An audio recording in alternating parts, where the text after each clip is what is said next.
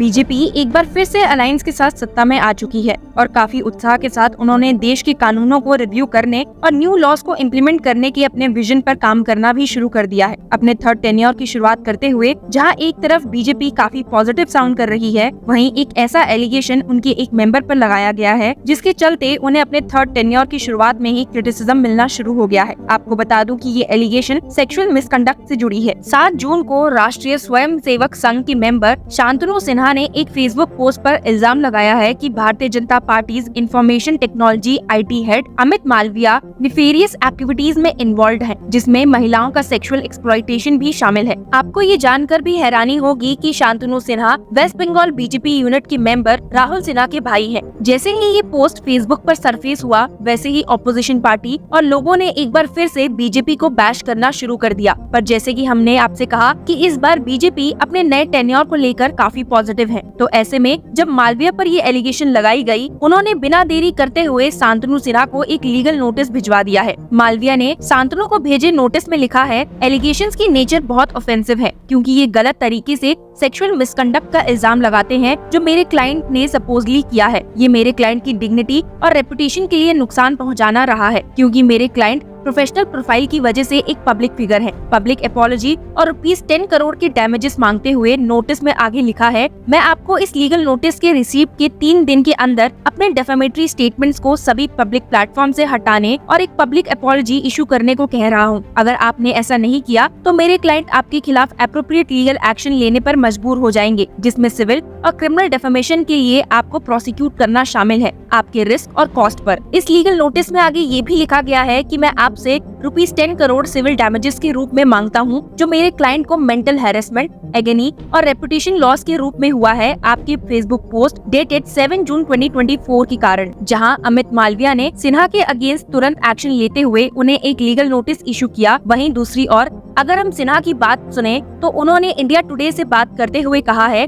मैं ये नहीं कह रहा कि अमित मालविया ने महिलाओं के साथ मिसकंडक्ट या एक्सप्लॉयटेशन किया है। मैंने सिर्फ ये सवाल उठाया है, क्या बंगाल के लीडर्स अपने पोस्ट को बचाने के लिए महिलाओं को अमित मालविया जैसे लीडर्स को सप्लाई कर रहे हैं? हमने बंगाल में पहले ऐसी चीजें देखी हैं। 2021 में हमने देखा कि सिनेमा एक्टर्स जो पॉलिटिक्स से कोई संबंध नहीं रखते थे, उन्हें टिकट्स दिए गए हैं। लेकिन मैं अपने इल्जाम पर स्टिक रहूंगा कि बंगाल बीजेपी में कुछ ऐसे आदमी हैं जो महिलाओं को सप्लाई करके पोस्ट एंजॉय कर रहे हैं। आपको बता दो कि ये सिचुएशन इतनी पेचीदा बन गई है कि लोग इसे समझ नहीं पा रहे हैं, क्योंकि जहां एक तरफ सिन्हा ने बीजेपी मेंबर पर ऐसे इल्जाम लगाए हैं, वहीं वो कांग्रेस पार्टी के मालविया को तुरंत उनकी पोस्ट से हटाने की मांग पर पलटते हुए भी दिखाई दिए हैं। आपको बता दो कि कांग्रेस स्पोक्सपर्सन सुप्रिया श्रीनाथे ने कहा है, the only thing that we seek from the BJP is justice for women. The reality is less than 24 hours after Prime Minister Modi was sworn in, serious charges of sexual exploitation have been leveled against a very prominent office bearer of the BJP, the head of. Today, we seek the immediate removal of Amit Malviya from his post. It's an extremely influential position. It's a position of power and there can be no independent inquiry. There can be no independent probe. There cannot be justice unless and until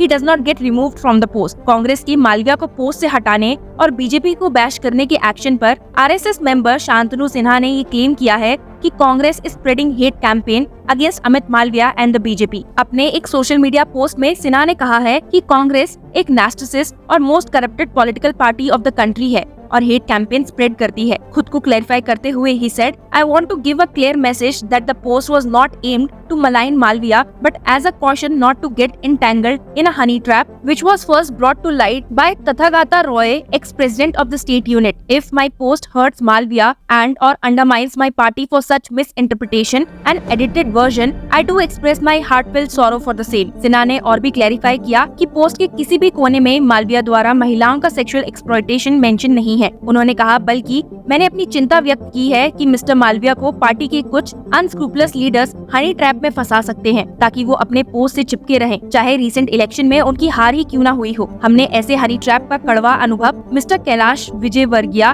mister Siddharthnath Singh, mister Pradeep Joshi और mister Shiv प्रसाद के tenure के दौरान भी हो चुका है। मालविया के legal notice के जवाब में सिन्हा ने कहा है कि वो बज नहीं रखेंगे। He told the news agency PTI, "My Facebook post was not aimed at anyone. one. I wanted to question those state BJP leaders who uses dubious means to please their Delhi bosses so that they can hold on to their post here. My Facebook posts have been misconstrued. I stick to my stand on whatever I have said. I have neither withdrawn my post nor I am going to budge before any threat. I have sought time to reply to the legal notice. In the meantime, if they initiate any civil or criminal proceedings, I will reply accordingly. तो आपने देखा कि कैसे sexual misconduct की allegations की list में अब BJP member का भी नाम शामिल हो गया है। इससे पहले हमने और भी लीडर्स को ऐसे ही सिमिलर केसेस में फंसते हुए देखा था। कुछ रीसेंट केसेस की बात करें तो स्वाति मालीवाल, जो कि दिल्ली कमीशन फॉर वुमेन की फॉर्मर चीफ हैं, उन्होंने आम आदमी पार्टी के लीडर विभव कुमार के खिलाफ सेक्सुअल असॉल्ट के एलिगेशंस लगाए हैं। उन्होंने अपनी कंप्लेन में कहा है कि विभव कुमार, जो कि आम आदमी पार्टी के सीनियर लीडर और चीफ मिनिस्टर अरविंद केजरीवाल के एडवाइजर हैं, उन्होंने उनके साथ इनएप्रोप्रिएट बिहेवियर किया है। स्वाति मालीवाल ने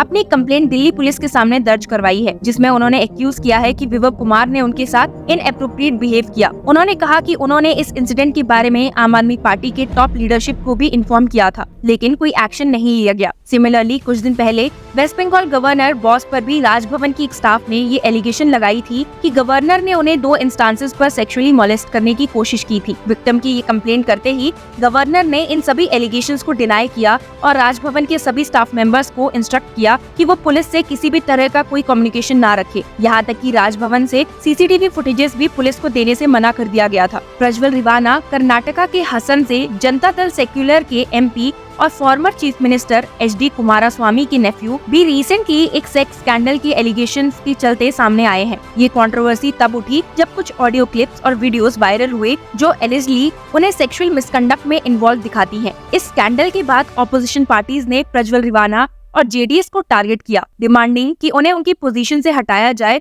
और थॉरो इन्वेस्टिगेशन हो। अभी उन्हें 14 दिन की जुडिशियल कस्टडी में भेजा गया है। तो आपने देखा कि जहां एक और पार्टी लीडर्स और गवर्नर्स को भी सेक्सुअल हैरेसमेंट एलिगेशंस में फंसते और इन्वॉल्व होते हुए देखा जा रहा है, वहीं ऐसे में बीजेपी मेंबर का भी इस ऑफेंस में नाम आना काफी शॉकिंग है। हालांकि सिन्हा ने ये क्लियर कर दिया है कि उनका मतलब ये नहीं था कि अमित मालविया ने महिलाओं के साथ मिसकंडक्ट या एक्सप्लॉयटेशन किया है, पर वो उन बीजेपी लीडर्स की बात कर रहे हैं जो ऐसा कर रहे हैं। अब इससे क्या मतलब निकाला जाए ये कहना बहुत मुश्किल है, बट हम जरूर ये जानना चाहेंगे कि सिन्हा अमित मालविया के लीगल नोटिस का क्या रिप्लाई देते हैं और अगर अमित मालविया उनके ऊपर डेफेमेशन केस फाइल करते हैं तो उससे वो कैसे टैकल करेंगे। So keep watching law Chakra to know more about this case. It has come light not by us, it has come light by members of the Rashtriya Swayamsevak Sangh who are on record. A gentleman by the name of Shantanu Sinha related to Rahul Sinha, an office bearer of the BJP in Bengal, a member of the ABVP, a prominent member of the RSS there has said that the BJP IT cell head, the fake factory that Mr. Amit Malviya runs, he has alleged that Mr. Amit Malviya has indulged in nefarious activities. He has indulged in sexual exploitation of women, not just in 5-star hotels, but in BJP office in Bengal. And the only thing that seek of the BJP is justice for women finally. There cannot be justice unless and until he doesn't get, he cannot